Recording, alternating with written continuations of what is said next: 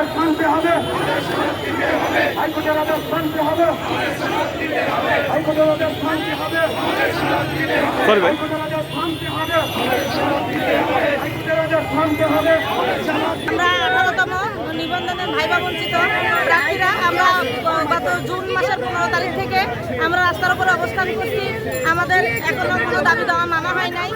Court থেকে রায় দিয়েছে, আদালত থেকে রায় দিয়েছে আমাদেরকে সরকারকে সনদ দেওয়ার জন্য, কিন্তু এনটিআরসি চেয়ারম্যান আবার পুনরায় আপিল করেছেন, আমাদেরকে তিনি সনদ দিতে চান না।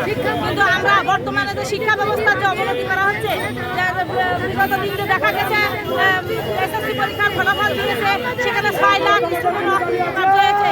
তার একমাত্র কারণ এই এনটিআরসি দুর্নীতির মাধ্যমে যে জাল সনদ বিক্রি করে, জাল সনদ শিক্ষকদের যে নিয়োগ দিয়েছে, তার প্রতিফলন হলো এসএসসি পরীক্ষায় লক্ষ লক্ষ স্টুডেন্টের অকার্য হওয়া। হাইকোর্টের আদেশ মানতে হবে।